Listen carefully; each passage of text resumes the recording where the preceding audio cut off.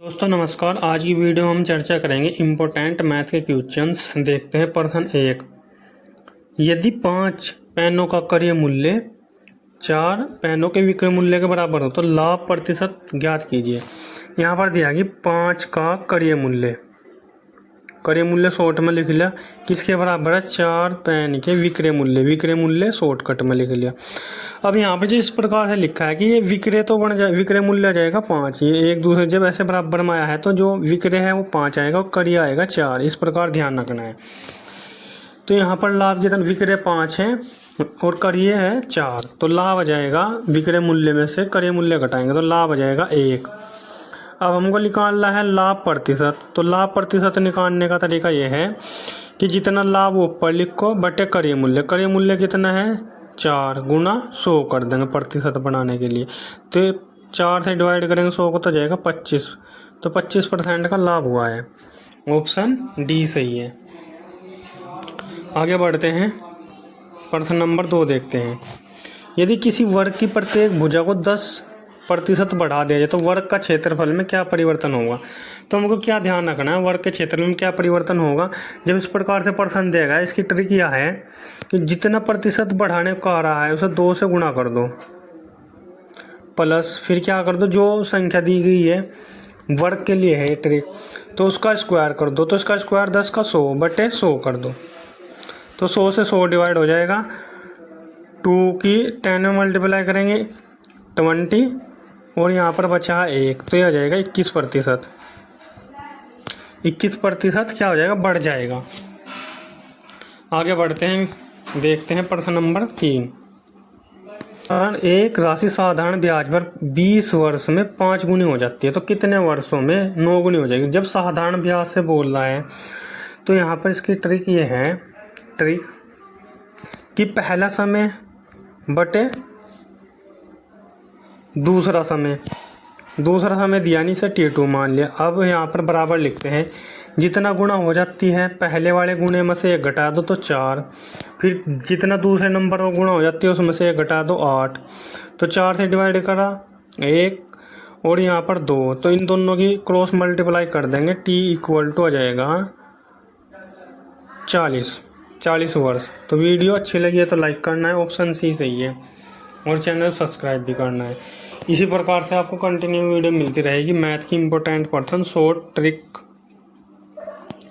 अब यहाँ पर दिया गया है, यहाँ पर इसको हमें क्या करना है, ऐड करना है। तो ऐड करने का तरीका ये है कि 999 कितनी टाइम्स आया है सही में, 999 सही 1/7, तो यहाँ पर कितने टाइम्स आया है, यह आया है 6 टाइम यानी 6 बार। तो उसको 6 से मल्टीप्लाई कर देंगे हम, फिर प्लस कर लेंगे। ये तरीका है कि जितनी बार लिखा हुआ है सही में उसकी इतनी बार मल्टीप्लाई कर लेंगे।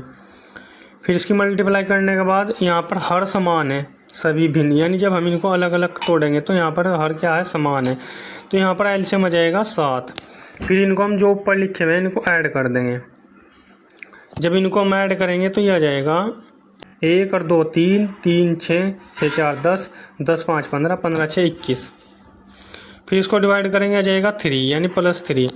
इसकी गुणा करेंगे 6 नम 54 का 4 का हासिल को 5, 6 नम 54, 54 5 59 का 9 का हासिल को 5 और 6 नम 54 और 59 ये आ जाएगा। तो यहाँ पर 3 ऐड करेंगे तो ये आ जाएगा, 3 ऐड करेंगे तो ये है 54, तो ये आ जाएगा 5997।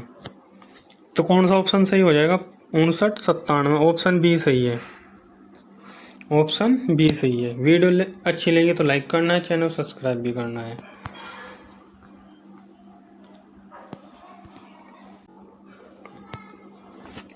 यहाँ पर प्रश्न में बात पूछी गई है कि प्रथम 5 अभाज्य संख्याओं का योगफल क्या है। तो अभाज्य संख्या क्या होती है, अभाज्य संख्याएं वे संख्याएं होती है जो स्वयं से और एक से विभक्त होती है। तो यहाँ पर ये ध्यान रख लेंगे हम कि जो स्वयं से विभक्त होती है वह संख्या अभाज्य कहलाती है, और एक से भी, एक से तो हम चेक नहीं करते, बस स्वयं से देख लें, क्योंकि एक से तो सभी संख्याएं डिवाइड हो जाती है।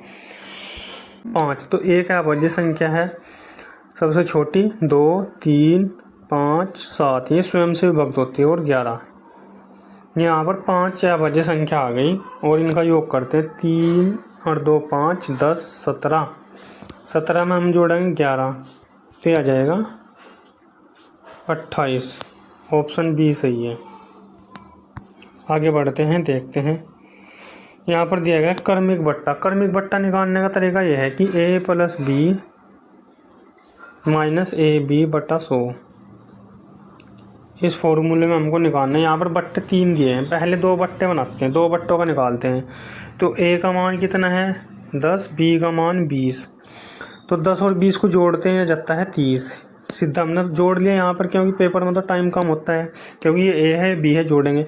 फिर a और b की मल्टीप्लाई करते हैं, यानी 10 × 20 और 100 से डिवाइड करते हैं।